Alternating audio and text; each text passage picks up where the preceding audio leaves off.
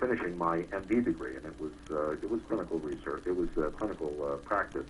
All my basic science credits were accepted, so I spent another year and a half in doing my clinical rotations, and I received my MD degree from there. So I have both an MD degree, and I'm licensed in several countries as an MD, and I'm licensed in several states in the United States as a DO. And so, that's your background then. That's my background. Great. I'm board certified in several specialties, and I've published hundreds of articles, probably 37 books, I believe, in print as well, and also been actively involved in clinical research and some bioscience research as well. Okay, well, thank you very much for kind of clearing that up, that history. I also have a kind of an interesting question here. Many people are familiar with Lex, the wonder dog that lived 30% longer than he might have otherwise, and attributed to an anti-aging regimen that you had put him on. And someone wanted to know about, now this happened back in 1991, right, that you began Lex's anti-aging protocol or program. Yeah, I believe so, yeah. Yeah, and one of our members wanted to know if you had Lex, the Airedale, once again now in 2008, how would you change his anti-aging protocol? This person particularly wanted to know because what has come up now is such things as resveratrol, and there are some curcumin, and some xenobiotics like NTDH and algebrium. Also, he wanted to know, would you still use PBN and hydrogen for Lex? What are a couple of the things you might change nowadays with, after 15 years have passed, what type of supplements are more effective now? Well, I think resveratrol has a good story associated with it, and I think that's I would definitely. Well, I'm using resveratrol myself. Sure. And I think CoQ10, but the newer CoQ10 ubiquinone formulations have a much better story associated with them. There are some synthetic antioxidants that I think are very promising, and that I might be interested in using with him as well. I also believe that it's not just oxidation, but inflammation. Inflammation is a tremendously pro-aging process in the body. Exactly.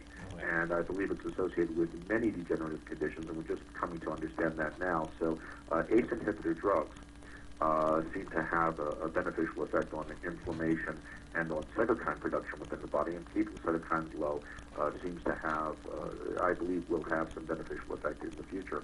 Also, it's amazing. The American diet, about 70% of the fast food we have in America is polluted with GMO organisms. Yeah. Or contaminated, or whatever you want to say, maybe pollute is a little bit strong, but it's the wrong choice. But certainly, GMO organisms are in at least 70% of the fast food, and I think by extension, if you look at non-fast foods, you're looking at almost 60% of foods that you buy in the supermarket that have some degree of GMO products in them. And there is tremendous controversy going on in the nutrition realm right now about GMOs being pro-inflammatory and having other unbeknownst effects on the body, including potentially direct effects on genetic expression, at least within the intestine. So avoiding GMO foods, I think, would be something really, that I would do it for my dog. I don't know what I would for me, because we tend to take better care of our pets than we do ourselves. It does seem that way sometimes, doesn't it? Yeah. All right. Okay, so that's a couple of things anyway. You mentioned that resveratrol, but also if you had to do an anti-aging program for Lex again, you'd probably get him the best organic food that you possibly could. I certainly would move in that direction. Oh.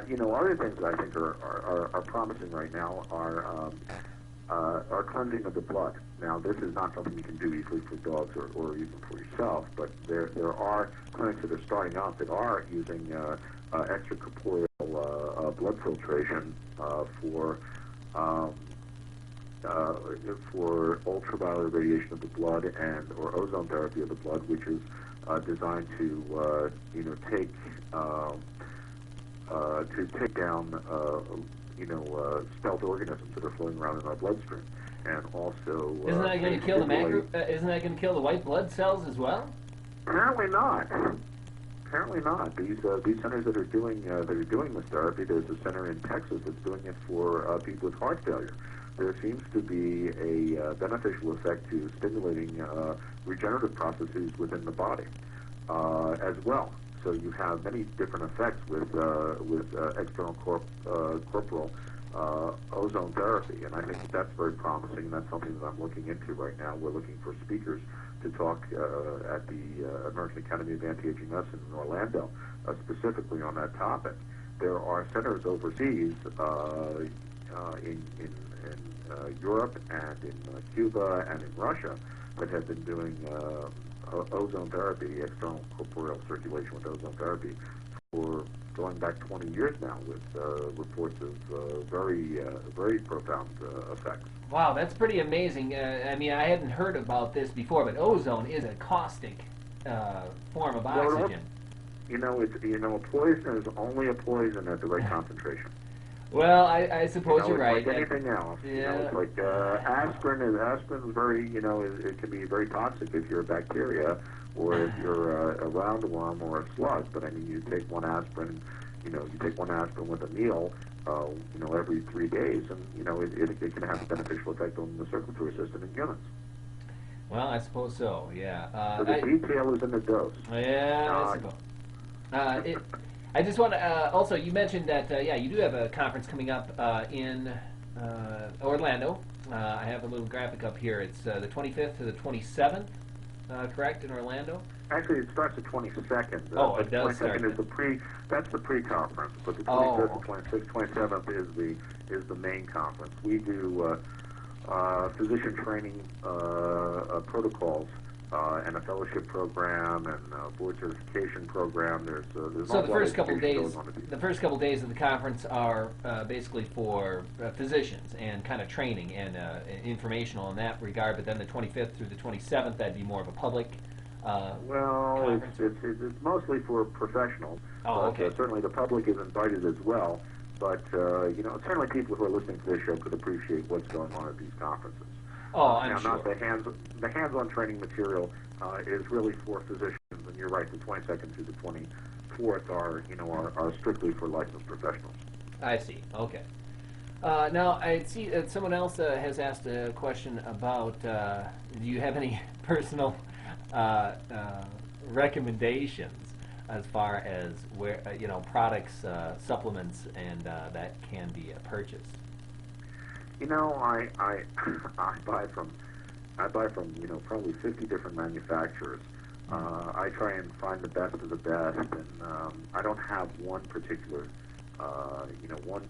source that I like. There's a lot of good nutraceutical manufacturers out there.